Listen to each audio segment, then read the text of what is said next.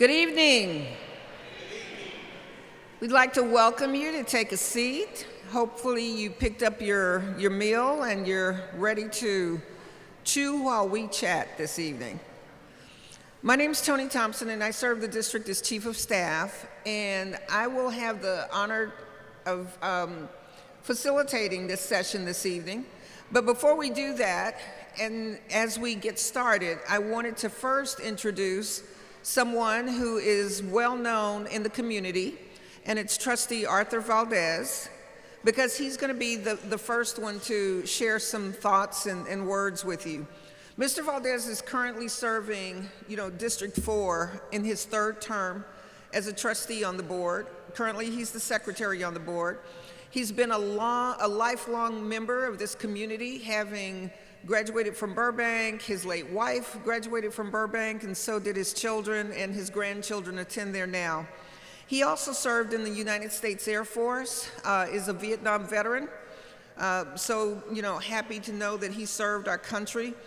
And he is he has also worked for more than 50 years as an aircraft systems engineer. He credits his experience and expertise to the solid training and foundation that he received at Burbank High School. So please help, his term expires in 2025, but please help me welcome to the podium Art Valdez.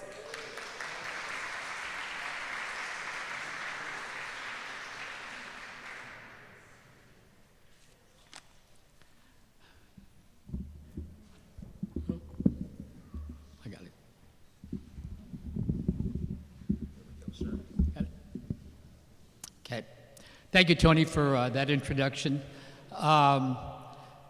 Welcome, everyone, and thank you for joining us this evening for this 10th of 14 important community meetings.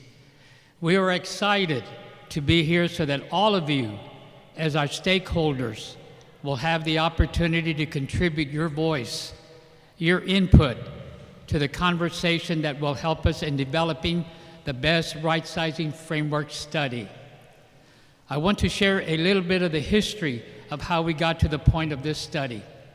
On June the 20th, my fellow trustees and I put forth a resolution that called on district administration to thoughtfully and comprehensively analyze each campus to ensure we are providing a high-quality education for each and every student. We wanted to know whether resources are fairly distributed to support all students and all campus staff, and if not, how might we improve our operations to ensure a thriving culture for all. Prompting this study is a decline in student enrollment without a corresponding decrease in the number of buildings that serves our students. Currently, we have 52% of access capacity and facility usage. In other words, we are putting money and resources into too many buildings when we could be putting more money and resources into educating our children, fully staffing our schools, and fairly compensating our staff. We put forth this resolution knowing that a study of this kind could result in recommendations to close or consolidate school buildings, not as a punitive measure, but as a strategy that is forward-thinking, courageous, and brave. Being a lifelong resident of this community, a Pride alumni of Burbank High School, and serving my 10th year since 2013 as an elected SAISD board member, it was clear to me that change is really needed. We know change is hard, but with change comes opportunity. This is our opportunity to reimagine a better education and a better future for your children, and a better future for all the educators who mentor your children's growth. Tonight, we look forward to hearing your thoughts on how to ensure the results of this study that meet your needs for your children and for a brighter SAISD future. I also would like to thank all of our hardworking staff for their tireless effort in setting up these meetings. Thank you, staff. It's amazing how you set up this facility. Thank you.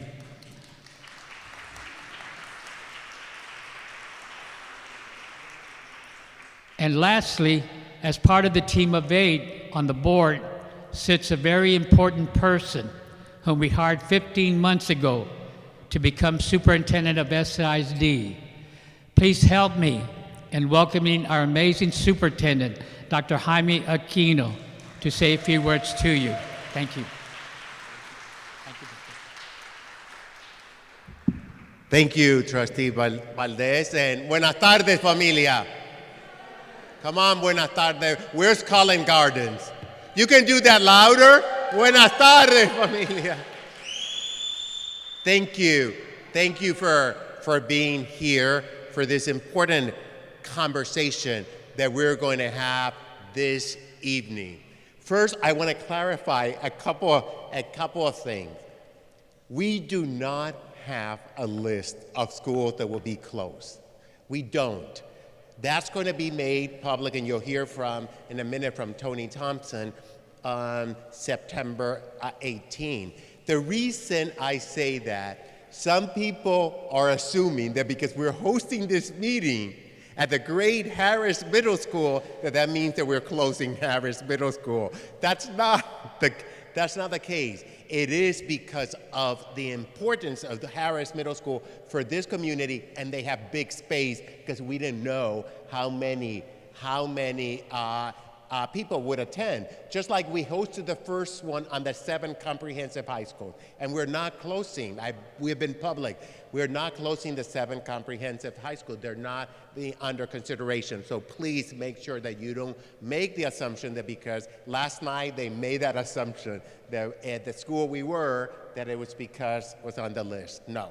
So again, thank you for being here. Tonight, we are talking about our commitment to every child, no matter where he or she is a student in our district. We need you to know that we are committed to educating, engaging, and empowering your children as if they were our own, so that they have the power to shape their world. And we are firmly committed to delivering on our promise of high-quality education for every single child, no matter where they live. And we have outlined that in our new strategic management plan, one that we call Always Learning. And even though we call it a strategic management plan, I have a student advisory council that meet with me every month, and they said, Jaime, don't call it a plan. It is not a plan. It's a document of promises, and that is the truth. These are the promises that we have made to our students and their family, that if they spend 12 or 13 years of their lives in SAISD, they will have the potential to pursue a brighter future, and that's why we are here. We want to do better by our children by ensuring that each student has access to extraordinary educational experiences and resource and extracurricular activity, regardless of the neighborhood that the family chooses to send their kid. But I want to be honest, we are not satisfied with the current situation that we find ourselves. We really find ourselves at a crossroad. And why do I say that? Because we are not satisfied with the fact that smaller schools face challenges in providing the great education that every single kid deserves. The reason for that is not because small schools are bad. It's just because they have so few students that they don't generate enough funding to provide all the wonderful extracurricular activity. But we are also not satisfied with the fact that our larger schools are also not able to provide high quality education as they are entitled. And the reason for that is because though they generate sufficient funding, we reallocate some of that money to keep small schools open. So this is not a situation of the larger schools are better, the small schools are better. We're not blaming the small school, we're not blaming the larger school. This is a systemic issue that we find ourselves, and that we cannot continue doing that, because we believe every single kid deserves a high quality educational program. So we are willing to take the tougher path to ensure that your children, our children, get the best education possible for a brighter future. We understand that many of you have a lot of anxiety or question as what are the implications of this study for you as a staff member, for our student, for our parents. So that's why we're here, because we want to hear from you. We want to hear your thoughts, your concern, and your suggestion. But I also want to make it clear that after this process, the Rightsizing study will lead us to recommend to the Board of Trustees either consolidating some school, closing some school for the school year 2024-2025. Please, no school will be impacted within this school year. I know I got emails today, but I'm worried. My daughter is asking me every single day, is it tomorrow they're going to close the school? What school we're going? Nothing is happening this school year. We will make the recommendation on September 18 for the following school year. But here's the important part that I would want you to leave today. We are committed to making this process a really transparent one and a two-way process. Other communities across the country decide that this is the decision that is made between the superintendent and the board, and they go and make the announcement. We are not doing that. This is, as Tony said, number 10 of our community meeting of 14, and we'll have another 14 round asking for your feedback. So we're eager to hear your suggestion and your concern. Your input matters, and that's why we're so happy that you are here. You will have a voice throughout this process. But tonight, we would really appreciate if you can give us feedback on the framework. It's a draft framework, meaning this is the criteria that we are considering to use as we analyze every single school. And we want to make sure that we got it right, or if there's something really important for you that you want us to consider before we make our initial recommendation to the board. We know that these decisions are complex and are not easy to make. Nobody wants to close schools. Nobody, including myself, and I know the board too. But we find ourselves at a crossroad. Either we continue not offering all the programs that our kids deserve that would allow them to pursue the American dream like I have, and stay with the status quo. Or we decide we need to do something because our kids only have 1 year to do third grade or 1 year to do ninth grade. And we better make sure that if they finish third grade, they're reading on third grade level. If they finish ninth grade, that they either have master Algebra 1 and English 1. So that's what we're trying to do. And we know that every campus and community has its own unique factors. That's why we have gone to the community in the 14 meeting throughout the city of San Antonio. And our discussion today will help us understand your hopes, your fears, and your dreams and aspirations for our schools, our kids, and our community. There's one important value that we in the district believe, and I want to share with you today, and that is a strong conviction that the resources that go to our schools should be distributed fairly to support all students. And we want to take it a step further. And I believe the entire city of San Antonio would probably agree. We have a strong belief that the members of our familia who are the neediest need more resources than any member of the familia that might find himself or herself in a more advantageous situation. That is about having a fair and just society for all. It is important to know that the Rightsizing study could begin to reverse years of growing systemic inequities, where some students and family benefit from having higher spending, better buildings, more extracurricular activity, and greater access to academic opportunity than others. And that's the question that we need to answer as a result of this study. So, once again, thank you for being here. Together, I believe we're going to build a better and stronger plan that will enhance the education that we provide our children, your children, and also at the same time, like I was talking to the staff this afternoon at Collins Garden, to make sure that we are supporting our staff. I mean, one teacher asked me today at Collins Garden, she said, I'm a fine arts teacher, and I'm split in between two schools.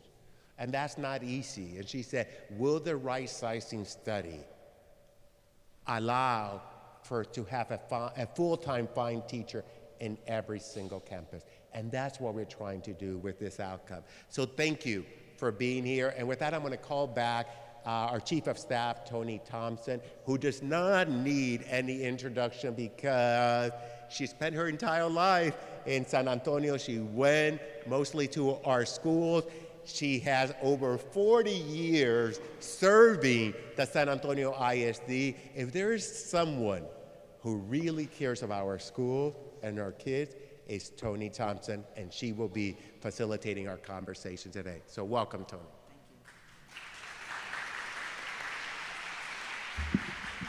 Thank you.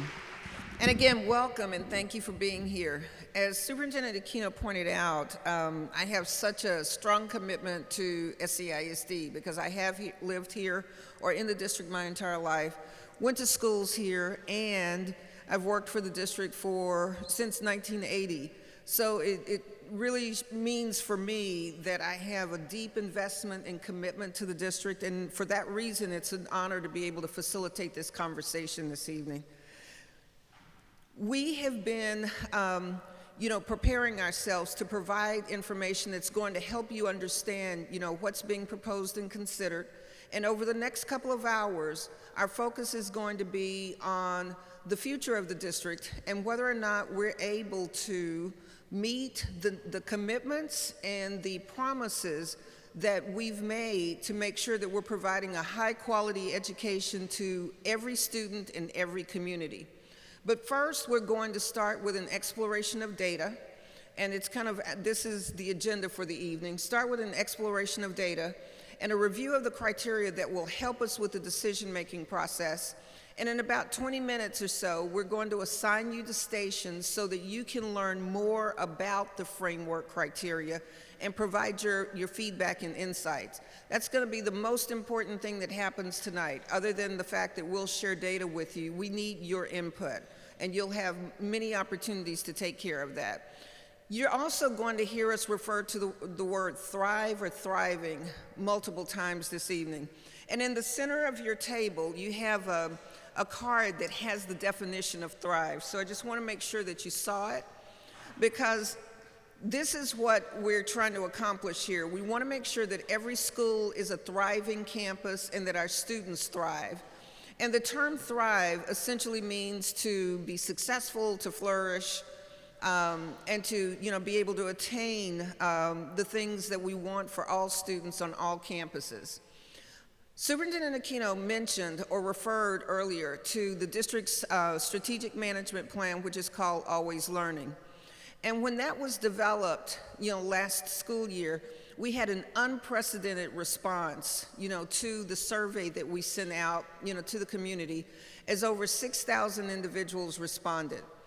And that was significant for us because it helped us understand what was important to them, and we committed to a long conversation with the community about what was wanted and needed to be able to support our schools and to make sure that they're thriving. So we convened a committee of 50 diverse members, which included parents, other family members, students, teachers, other campus employees, and school leaders. And they were charged with helping us create a plan that would show, what we will do, not what we can do, but what we will do to ensure that we have thriving campuses and thriving students. We also went back to the community to ask them if they had $100 to spend on a thriving campus, what would they prioritize? We had 2,000 individuals respond. The majority were students, 52% were students, and these are the things that they said were important to them as their top 10 priorities. The first is to make sure that all schools are welcoming and safe. I doubt that there's anyone anywhere who would not want a safe school environment, particularly in light of the many things that happen throughout the country. And certainly we want our campuses to be welcoming as well, so that all family members and certainly students feel that they're part of their campus family. They also talked about the importance of having additional support for struggling and advanced students.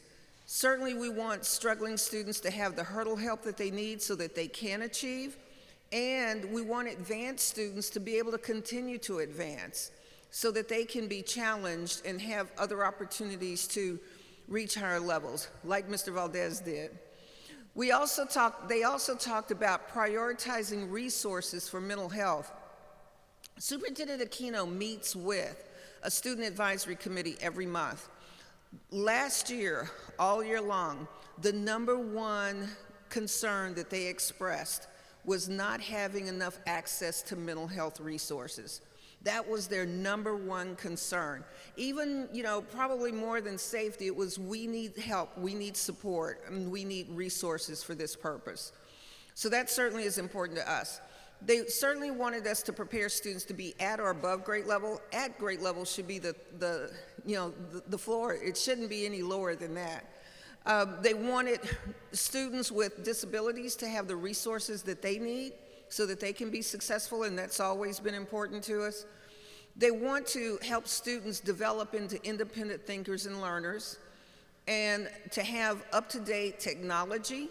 And our district has invested a lot in technology over the last few years, particularly during COVID, but we need to continue to update so that students and staff have updated technology. They also stress the importance of embracing family and community, and that's one of the reasons that we're meeting with you in this context. As Superintendent Aquino and Trustee Valdez pointed out, this is our 10th of 14 meetings in this round, and then we'll have another 14 between September and October, just to make sure that you're informed and that we're listening to you. And then they wanted to make sure that we were offering and providing a wide range of extracurricular activities. I think everybody realizes how important extracurriculars are to students. It helps keep them in school, it helps them maintain good grades, and certainly it helps bring the community in to feel that they're part of something successful. So whether it's fine arts, or it's other UIL activities, or it's athletics, extracurriculars are important. And lastly, they want to make sure that we have up-to-date furniture and equipment. We want all of our schools to be state-of-the-art campuses. Harris is a relatively new and rebuilt campus, which is a beautiful campus, and all of our campuses should look like that, because that's what all students deserve. Later, you're going to be able to, again, give feedback about the thriving profiles, and again, your input's going to be important. And the thriving profiles cause us to reflect in our current reality whether we're in a position to deliver on those commitments to make sure that we have thriving schools and thriving students.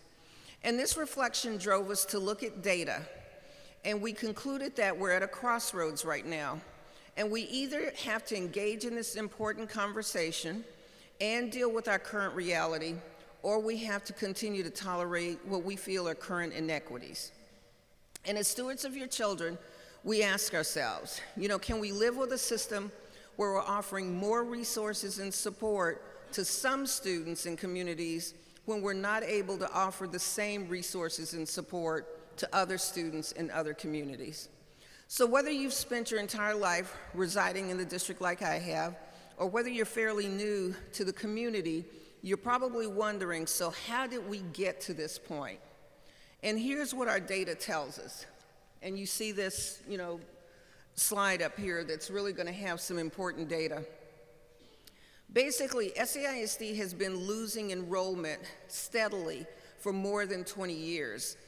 And we have not closed school buildings at the rate the enrollment declined. Some of you may recall that 15 years ago, we did close some schools. But the schools we closed during that period has not allowed us to keep up with the rate of the declining enrollment. And certainly we've been reluctant to close schools because no one likes to have to do this. And I'm going to give you just a few data points that will kind of illustrate some of the changes that have happened, not just in the last 20 years, but over time, that has impacted enrollment and caused us to be here. Of course, when I was in high school, which was the class of a long time ago, I had in my sophomore class 1,300 students, 1,300 students in the 10th grade. We have 2 comprehensive high schools that don't have 1,300 students. My senior class had 950 students. We don't have classes nearly that large because we don't have the enrollment anymore. Another data point that was kind of startling or revealing to me was that in Northeast ISD, they serve 60,000 students on 70 campuses. Northside ISD, which is the largest in Bexar County and I think the 4th largest in the state, serves 102,000 students on 125 campuses. SAISD serves 45,000 students on 98 campuses.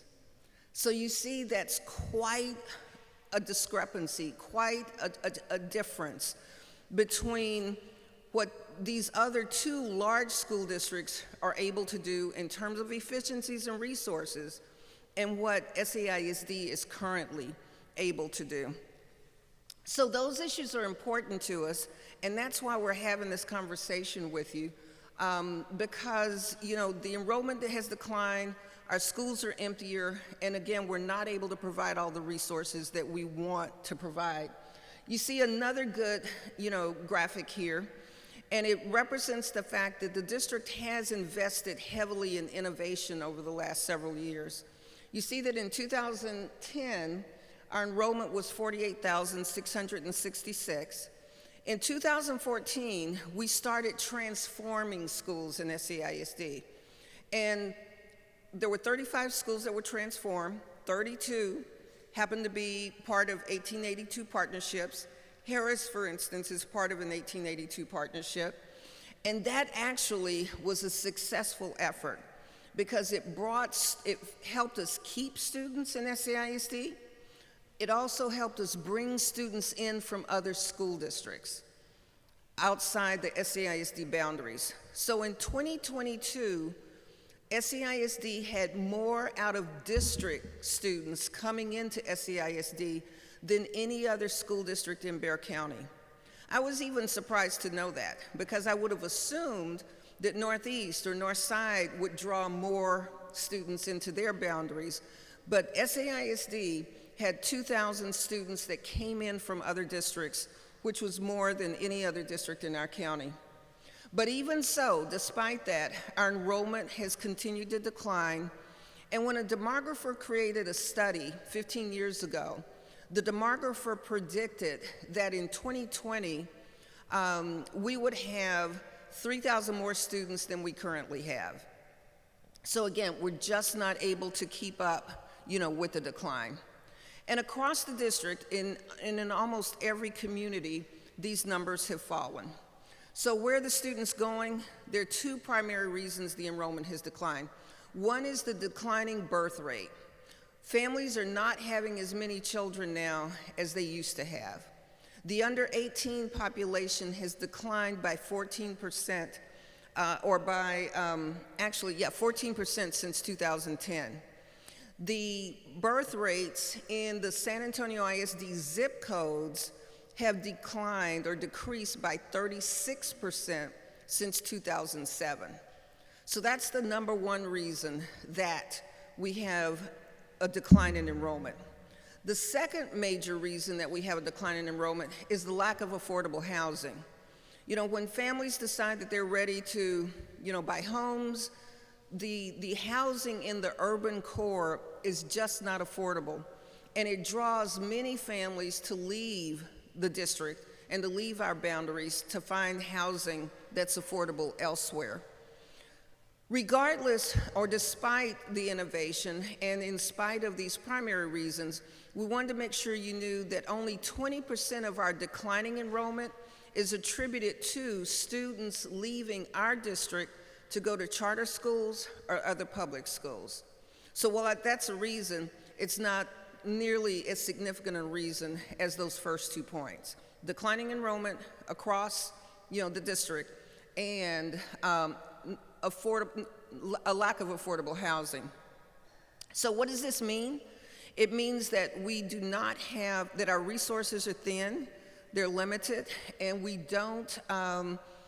not in the best position to provide all of the educational experiences that we want to provide for our children so that they can thrive.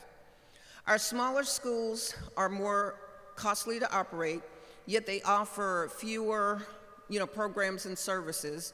And smaller schools are likely to have some of the things that are listed here, and I'm not sure how easy it is to see it all the way at the back, so I'll just briefly touch on them. When we have, not if, because we do have some very small elementary schools, and if there is a campus that might have 10 first graders, and that's it, and they have 11 second graders, and that's it, then we're having to combine that classroom so that the first and the second graders are together. Now, that might be a good experience, for some first graders who are advanced and they are exposed a bit to a second grade curriculum. It does create a challenge for the teacher to have to be able to master, the content and the curriculum for both grades. At the same time, if you have a small to medium-sized campus that only has a single teacher at a grade level or in a content area, then that means that those teachers, that first grade teacher doesn't have another first grade teacher to plan with, or that sixth grade math teacher doesn't have another teacher to plan with. So that's also a hindrance. It also means that, sometimes there are fewer mental health resources available. Remember, I mentioned that was one of the top priorities for students. But on smaller campuses, they don't always have full-time mental health resources available to them. And certainly it also means that there are fewer electives and other offerings that are important to parents, but particularly important to students. The cost per student at our smallest elementary school is 2 times higher than the cost would be at the largest elementary school. And the same trend runs through the other configurations. So for the academies, the smallest academy will cost 1.9 times more to educate students than it would at a large academy. At the middle school level, it's 1.4 times higher, and at the high school level, it's 1.8 times higher. So this is not a new story. I mentioned to you that 15 years ago, we embarked on this mission because there was a need, because there was a necessity. And this is a graphic from 2008 that the demographer created that really was telling the story about SAISD in its current state and in the future. And again, the prediction was that we would, at this point in time, have at least 3,000 more students than we currently have. So again, 15 years later, we offer this video to illustrate the difference between those campuses that have the resources that they need because the enrollment is what it needs to be, and those campuses that don't. So we'd like for you to watch this short video. This is a tale of two schools. Our first school, Mountain Elementary, is fully enrolled and nearly every seat is filled. Like all schools, Mountain receives money based on the number of students, as well as their needs, such as whether they are English learners or they receive special education support. Since Mountain is fully enrolled, it has a full staff and offers a wide range of programs. That's why they can afford a full-time music teacher who provides after-school opportunities for students and who organizes performances for parents throughout the school year. Mountain has more than one teacher for each grade level and subject, so students benefit from teachers that can plan together.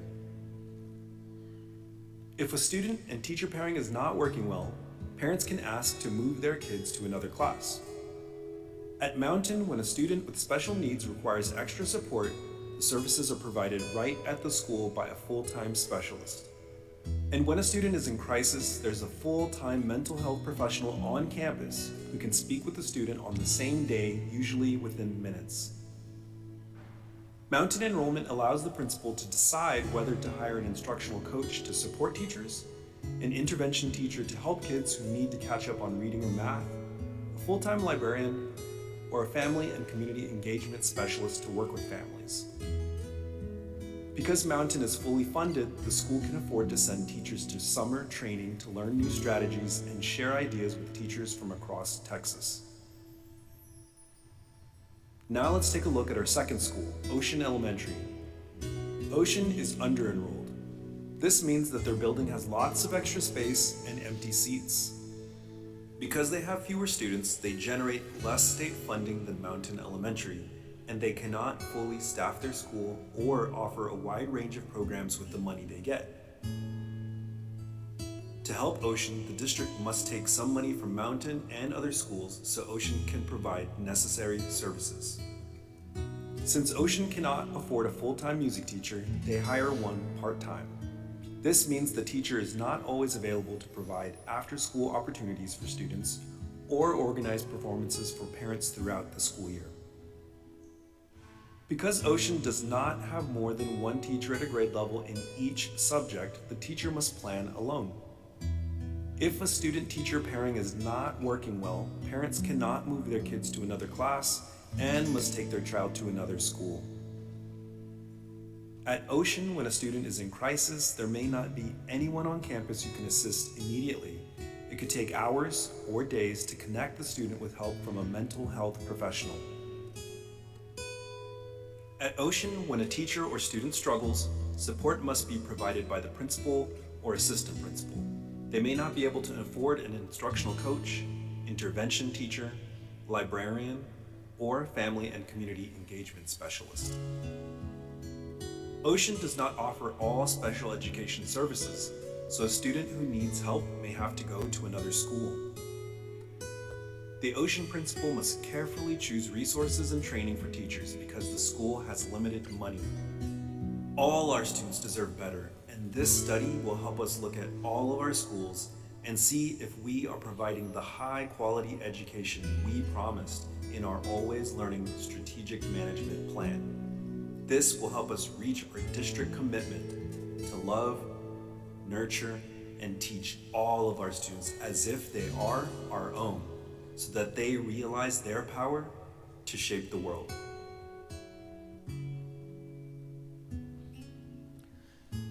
We want all of our students to have the resources and opportunities like the students at Mountain Elementary. We want all of our students to have access to educational opportunities that will help them thrive. And we feel that Rightsizing can help with this. When done right, Rightsizing can lead to stronger schools. And by aligning the number of campuses and their capacity with the number of students that are served, it'll help us make sure that schools get the resources and support that they need so that our schools can all thrive. So to address our declining enrollment, our excess buildings, and inequitable experiences, the board called on staff to study our capacity at its June board meeting, and they directed us to develop a framework in collaboration with the community to evaluate all campuses. So you see here a graphic that shows that on June 20th, the board called for a resolution to develop a right-sizing framework.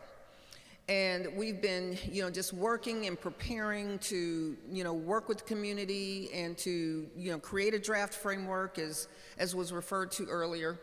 And then between August 17th and September 12th, we're completing the 18 community meetings so that we can share the data with you and get feedback from you that will help us prepare the recommendations that we'll take to the board on September 18th. On September the 18th, we'll present the framework and the information to the board, but no decision will be made at that board meeting. There won't be any votes taken. We'll present the information. And this will not, and then after that, we'll start another round of community meetings. There will be 14 more community meetings, at large sites that have the capacity to hold, the community, so that we can specifically share details about the recommendations. And then on November 13th, we'll go back to the board for the final recommendation. And when we go back to the board will act on a package. So for instance, let's pretend for a minute that Ocean Elementary is one of our campuses, and maybe the trustees say, we support the package except for Ocean Elementary. That's not the way it'll be handled. It'll be a package, and the board would accept the package or reject the package. We won't pull campuses out because the recommendations will have been made after lots of thought, consideration, and the acceptance of the feedback and recommendations from, all who are involved. Once we know which schools, are going to move forward in this process, we're going to deploy a transition team from the Office of Access and Enrollment, and those administrators are largely former principals who will be dispatched to campuses to help principals facilitate, the process, for just working with parents and students about, the eventual closures, and they'll also be there to respond to parents and the students, with any questions that they have about the process. Another transition team from Human Capital Management at the same time would be deployed to support staff, because staff will certainly have questions about what's going to happen, to me, what options am I going to have, and they're there to facilitate transitions for staff so that staff will know and understand, we'll work with you to have a good fit for you, and this is what the process is going to look like. So those are the two things that will happen afterwards. And then district staff will meet with each community at each closed school at least 2 more times after the board's decisions. So today we're sharing the draft framework that guides our decision making, and it has 3 components. The first component is values, and values are the norms and the beliefs that we have. The second is primary criteria, and the third is contextual criteria. So for the values, the first obviously is to foster thriving schools. That's what all of this is about. The second is to support families and students. And some of you, when you move through the stations, may have questions about things like, as a parent, what choices will I have about which school my child attends if my child's school closes? Or will there be transportation? We're going to be here to support you and to help you navigate all of those questions and all of those issues so that this can be a smooth transition. The third is to stand by our staff. I've already mentioned that we will stand by our staff. We'll support our staff. There will be, information available to them so that they know what options they have, whether it's teachers, whether it's counselors, whether it's custodians. We want our staff to continue to be part of the SAISD family. And then we're going to view all criteria through an equity lens. And equity essentially means just and fair. Just and fair. Equity is not the same as equal. Equal means exactly the same. Equitable means substantially similar. So every decision we make is viewed through an equity lens. Instead of abandoning buildings, well, let me start by saying this. We're not going to abandon buildings. Once it's determined which campuses are closed, then there will be other plans which will likely include some input from you about what we should do with those buildings. And it could include a number of things like creating 0 to 3-year-old centers, for childcare, for children. And the district wouldn't operate those child cares. It would be someone else, another partner or provider like the city of San Antonio coming in to do that. It could include opening senior citizen centers. It could include opening fine arts magnet centers, for students who just excel in fine arts. It could include opening some buildings that would provide affordable housing to employees, whether teachers or, in other role groups. And it could also include opening mental health resource centers, because again, one of our top priorities is to make sure that there are enough mental health services out there for our students. So we do not intend to just leave abandoned buildings. One community even suggested, how about seeing if you can get, if you can work with a company like HEB to provide more access to groceries. There could be any number of ideas, and we welcome your ideas when you go through the stations in a few minutes. And the last thing would be to upgrade the remaining buildings and campuses. We're going to reinvest, in our facilities, and that means that if, for instance, students from Ocean were scheduled to have some bond work in a few years, then funds or monies, from Ocean would then be diverted in some amounts to other schools that would serve and support the Ocean students. And again, we want all of our facilities to be state-of-the-art, updated facilities, so it's going to be important to continue to provide that. Primary criteria includes enrollment. How many students are enrolled? Facility use. How large is the facility, and how many students can the facility hold? And the last would be facility cost per pupil. How much does it cost to educate a student at one school relative to other schools? And then contextual criteria are other indicators that are equally important, to include identifying the best receiving schools and meeting the needs of families and students, and the other would be making sure that we're meeting the expectations of our board with respect to the goals and guardrails, and also with respect to our strategic management plan, Always Learning, and our thriving profiles. So we've reached a point now that in a few minutes, we're going to let you shift to some stations. But before you do that, I want you to pick up a passport. Everybody pick up a passport on your table and write your name on the passport. And if you'd like to give us your contact information, include that as well. I also want you to notice what colored sticker you have on your passport, because the color of the sticker is going to direct you to the first station. So for instance, how many of you have pink, a pink sticker? If you have a pink sticker, the first station you go to will be at the back, Thriving Profiles. You may have a blue sticker. If you have a blue sticker, you would go off in the corner to Primary Criteria.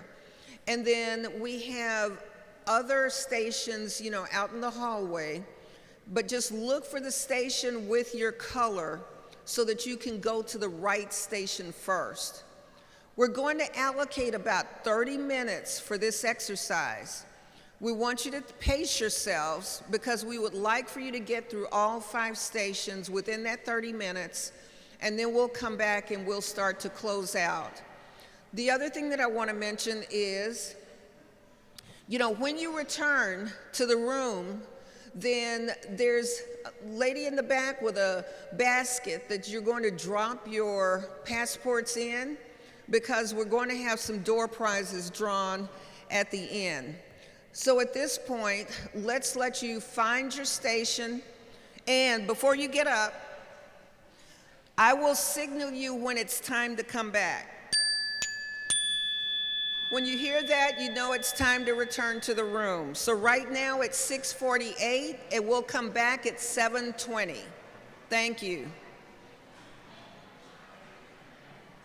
Well, thank you first for that lively conversation and discussion. We could tell that there was a lot of good feedback and lots of good questions being asked. I want to make sure before I bring Superintendent Aquino up that you've deposited your passport in Ms. Salzman, where are you with your basket? In the basket with the big sunflower. Make sure that you drop your passport in the basket in the back with the big sunflower.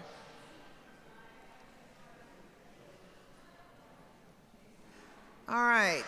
Well, that was a good 30 minutes that was spent on providing more information to you and getting input from you about, the thriving profiles and the primary criteria, contextual criteria.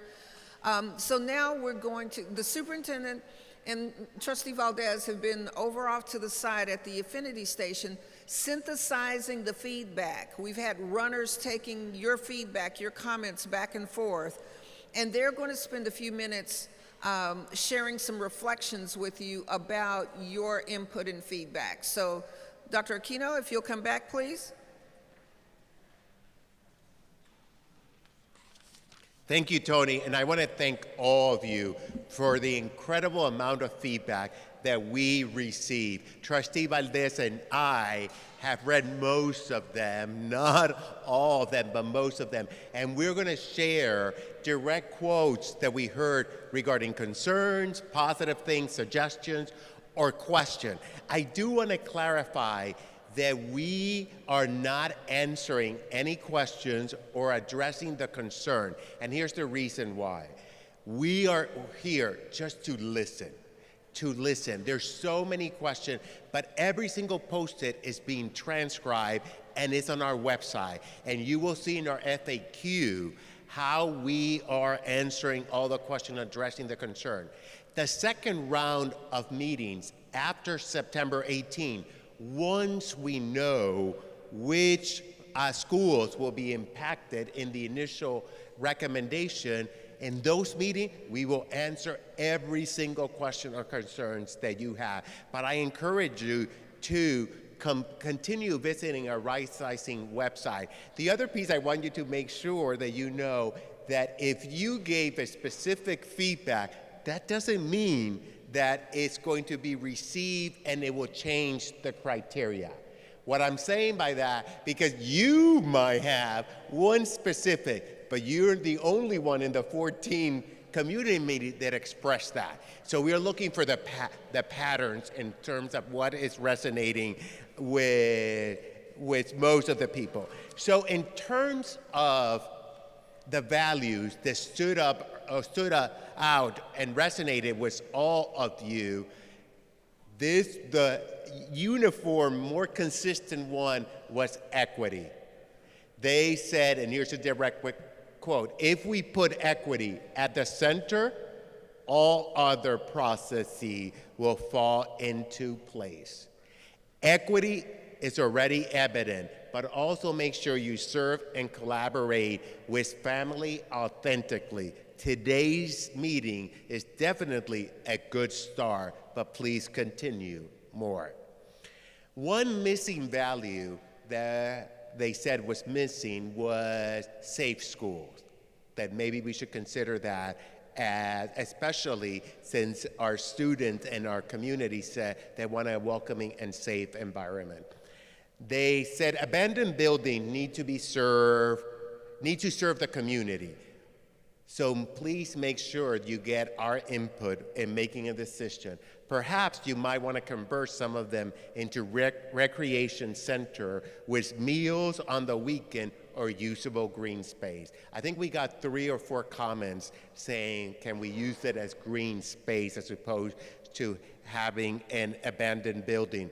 From a staff member, need to feel safe in positions. I want to have a home somewhere. And then there was this quote, is later, but it said a teacher saying that we have said that we cannot guarantee that nobody will lose a job, but that it's unlikely and that we're going to try. They want us to say, guarantee nobody will lose their job as a concern. Then a teacher, the most important value should be putting students first, even before the adults. A parent, make sure libraries are there at every single school. This is an equity issue, and again, this same parent said, guarantee staff retain their jobs. Some concerns that were highlighted: one, will kids get lost in the shuffle? What if our kids are nervous, scared to interact with students? Make sure they communicate and explain to students, explain the process. Somebody wrote, junior high school, what if you close a junior high school or a middle school and you send the kids to a rival school? Community member said that this was a really sticking point that truly resonated, and it was when Tony presented the comparison of the number of students compared to number of campuses at two of the other large districts in Bexar County, Northeast and North Side. Another community member had a great suggestion about that. That also was a very powerful fact. And he said it would have been great if there was a slide with that visual representation, because it really, truly resonated with her. There may be a lot of pushback with family. Families are going to be devastated. Be prepared. There was one in Spanish, so I'm going to read it in Spanish and then I'll translate it just to honor the person's home language.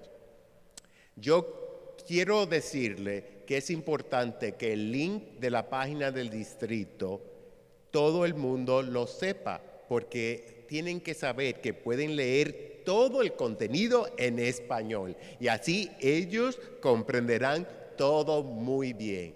This parent said that we need to make sure that we let every single Spanish-speaking parent know that on our website you can click and it will translate everything into Spanish so that they can understand. Okay, here's another one from a parent.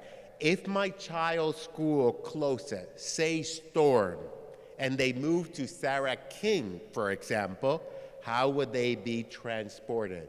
Where would they be picked up? So we had a lot of questions too in all the community meetings around transportation, and those will be answered.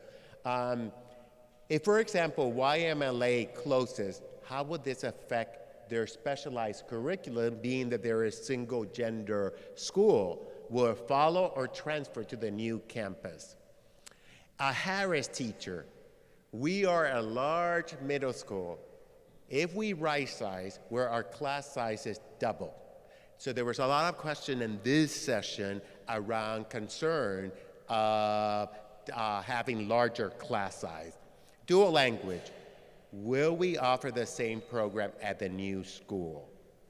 And here there was a pattern, very interesting one, that when looking at data, it would be great if the data reflects in real time student enrollment and attendance on the website, okay? And there's an explanation to why for that. Then, here's another one. Can you consider as the criteria the profit per square foot should be added? This is the one I wanted from a teacher. I don't like, and quote, we will do all that we can to secure a job. The district should commit to matching each employee with a role, a guarantee instead of a try. That one sentence doesn't sit well with me. And then, in the profiles, students' criteria should ensure students are part of the profile and not fulfilling a rubric. And finally, I want to end with two quotes from two students. One student said, and I love this student, I want to have more math time. I say that because I'm a math person, so it's music to my ear when I hear kids that they want more mathematics. That's not usually common, but I support that, whoever said that. Let's make math the whole day. And here's the final quote from another student. Schools should stay open so kids can be with their friends, and there should be more friends at school. Thank you very much for all your amazing feedback. We are definitely committed to listening to you, considering your feedback, and make changes to our criteria and to the process. I've said many times that, no, I'm a newcomer. I'm a newcomer to SAISD. I've been here 15 months, and I never imagined that so early in my tenure, in my first superintendent, I would have to be addressing our community with potential school closure. It's not something that anyone wants to do. Superintendents get fired over school closures. And I don't want to get fired because I love this job and I love all of you.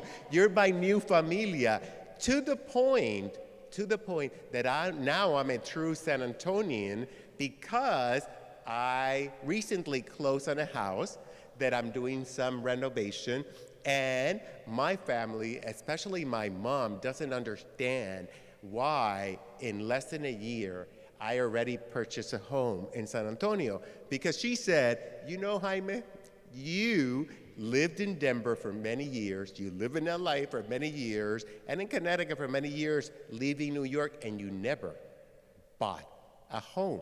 And you were there sometimes 5 or 6 years. You've been there less than a year. And I said, it's because I feel like I died and landed in heaven in San Antonio ISD. This is truly like a familia. It feels home. I want to truly die in this city. Hopefully not soon, because we have a lot of work to do. And I am so excited that I have convinced my mom and my sister to move in with me. So when I finish the renovation, hopefully soon, they will be living with me, so I'm not an empty nester, that feeling.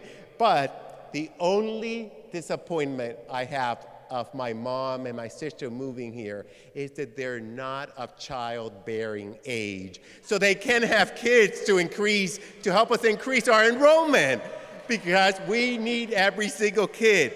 So I know that not everybody's going to be happy with whatever recommendation we make.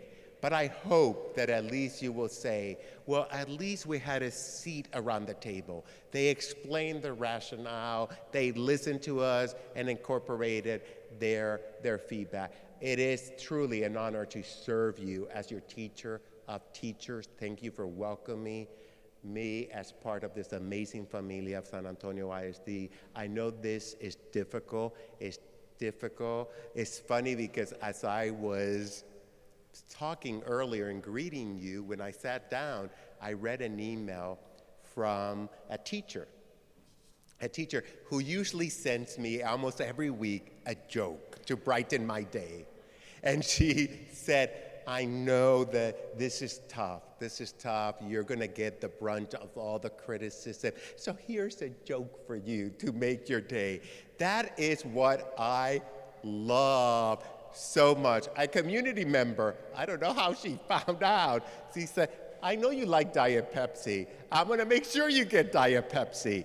So that's why I love here, and I'm committed. We're going to make this work. We're going to do it as a familia, and we're going to do it with our hearts.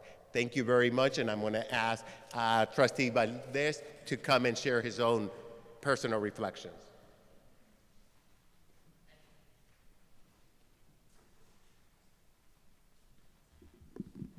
You know, I'm going to tell you a little story about what happened when we were looking for a superintendent. We had 28 people that were vying for the job, superintendent SAID. So out of those 28, we withered it down. It took us several months. We withered it down to about 15, 10. And Dr. Aquino was part of the 15 that we had withered it down to. And we had interviewed him on Zoom. And for some reason, maybe it didn't go well for him. He had a bad day that day and didn't go well for him. And we scratched him. Yeah. And we scratched him off the list. I said, no, send word back to him. He's not on the list. So we went on about our business, and we went on we finally got about 3 candidates. And there was just something missing that we were just not yet,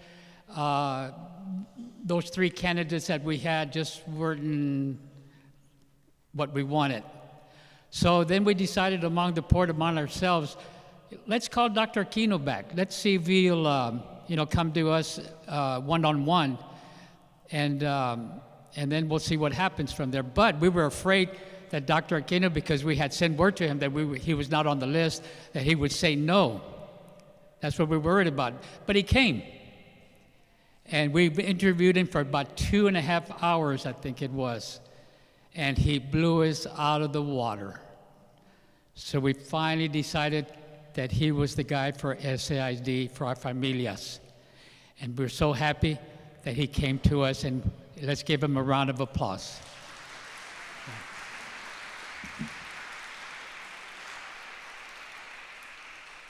So the quotes that I have here, I've got a bunch of them, and I'm so happy that all of you, we've got a whole mess of feedbacks that we got from you all.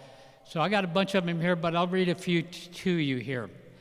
The first one being on the values portion of of what they send us, or what you gave us, was a quote from the teacher. It said that create thriving schools is more important. It's not about amenities, but it's also about how we engage our students and families and ensure appropriate resources are in place to help every student thrive. Mental health resources are vital. And this is a quote from a parent. Thriving students, all students deserve this opportunity, no student left behind. Now, the following ones that I'm quoting stood out as a very strong recurring themes in the comments.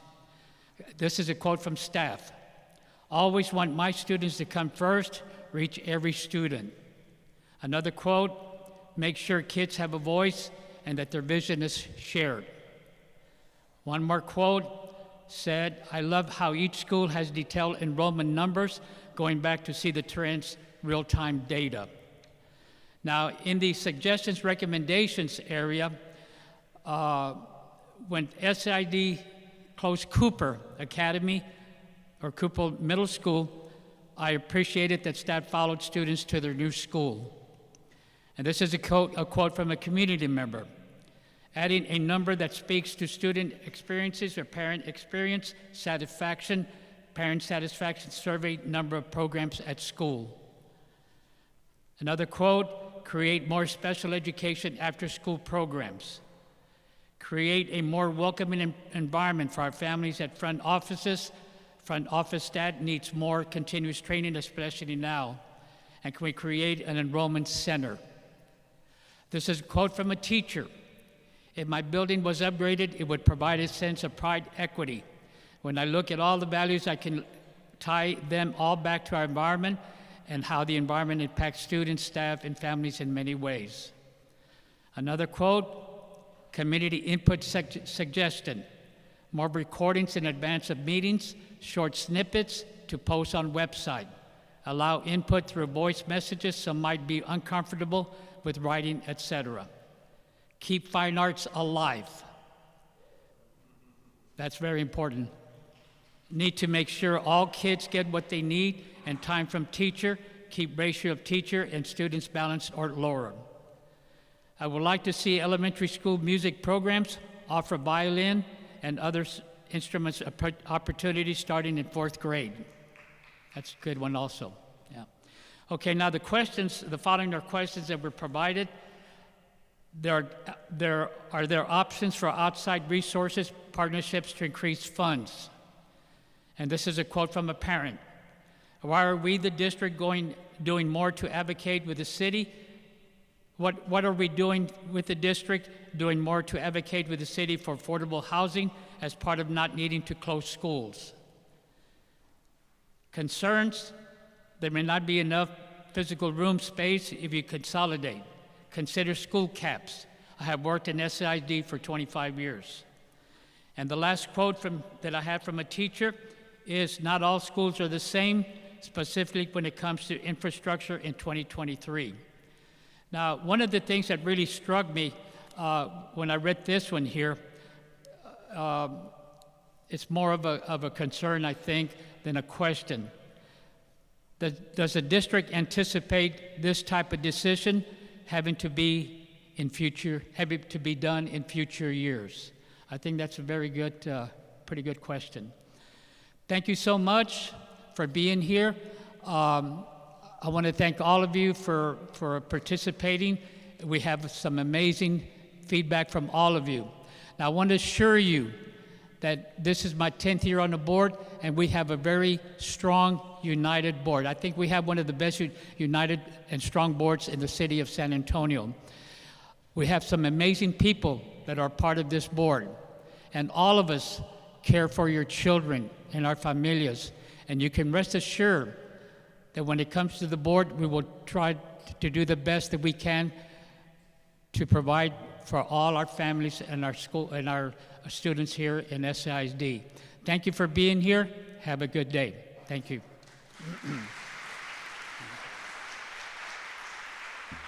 Thank you, Mr. Valdez, and thank you, Superintendent Aquino. I want you to grab a little half sheet that's on your table so that you have good, easy, quick access to our websites through these QR codes. So you have access to the Rightsizing website. Continue to look for information there as we update it, access to our newsletter, and access to our social media channels. So now that you have turned in your passports, it's time for our drawings, and you must be present to win. So let's see what we have here. Okay. Our first winner is Ariel Williams. Come on down.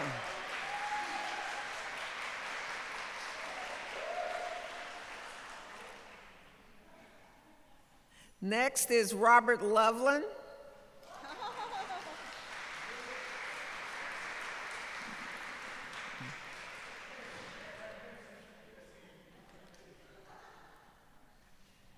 Next is Timothy Huff. I think it's Huff.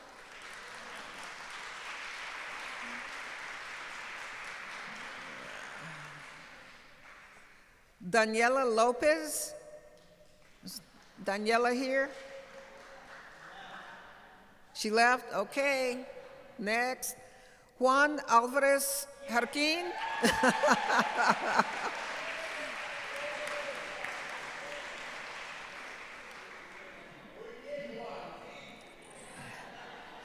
And the one who benefits from Daniela leaving early is Isidro Melcar.